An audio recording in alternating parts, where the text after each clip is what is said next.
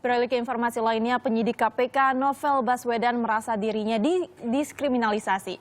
Ia menolak ikuti proses rekonstruksi karena haknya sebagai tersangka tak dipenuhi. Terkait kasus yang kini menjeratnya, Novel ingin hukum ditegakkan secara adil dan relevan, bukan atas sentimen negatif. Berikut adalah wawancara reporter NET Rifan Dwi Astono dengan Novel Baswedan. Kemarin dibawa ke Bengkulu untuk rekonstruksi. Sebetulnya apa yang dilakukan di sana? Betul ada rekonstruksi atau seperti apa?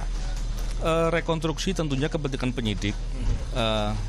Saya menolak rekonstruksi dilakukan dengan alasan-alasan yang menurut saya bisa dipertanggungjawabkan. Dan pada dasarnya karena saya menolak dan saya tidak menghadiri rekonstruksi itu. Saya cuma mendapat informasi bahwa rekonstruksi itu benar dilakukan, tapi saya tidak melihat dan tidak mengetahui soal rekonstruksi itu. Berarti waktu di Bengkulu, Mas Novel ada di mana sebetulnya lokasinya? Saya pada saat itu saya sedang ditahan di rutan Brimob Kelapa II. Kemudian saya diminta untuk ikut ke Bengkulu.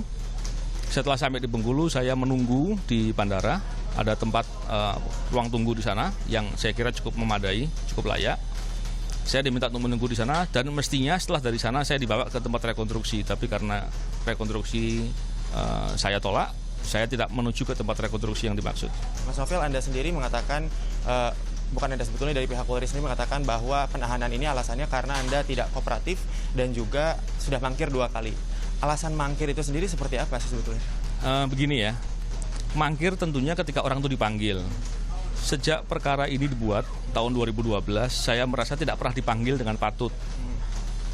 Pernah ada panggilan yang pertama di sekitar bulan-bulan Februari atau Maret, saya lupa. Kemarin, bulan 2015, tahun 2015. Tetapi pada saat itu saya sedang di luar kota, sehingga panggilan itu diberikan kepada pimpinan KPK dan kemudian tidak ada hal yang bisa disebut bahwa saya mangkir. Tapi karena saya penegak hukum dan saya memahami aturan hukum dan saya orang yang taat hukum, saya siap menghadapi apapun. Tapi konteksnya tentunya apabila diperlukan tentu ada pemanggilan dan lain-lain. Jadi ketika dibilang mangkir, saya kira menurut saya aneh. Anda melihat seperti apa sih tanggapannya terhadap reaksi dari Presiden kita, Presiden Joko Widodo dan juga Wakil Presiden Yusuf Kala terhadap kasus yang Anda hadapi saat ini? Memang sampai sekarang saya tidak pernah lihat berita. Saya tidak tahu apa yang disampaikan, tapi pada dasarnya tentunya saya sebagai warga negara Indonesia, saya menghormati Presiden dan tentunya saya mengharapkan Presiden dan aparatur yang melakukan tugas yang berkait dengan penegakan hukum melakukan hal-hal yang dalam rangka untuk tegaknya kebenaran dan keadilan. Poinnya itu, penegakan hukum dilakukan untuk tujuan berhukum, ya, bukan dilakukan untuk dalam rangka karena marah dan lain-lain.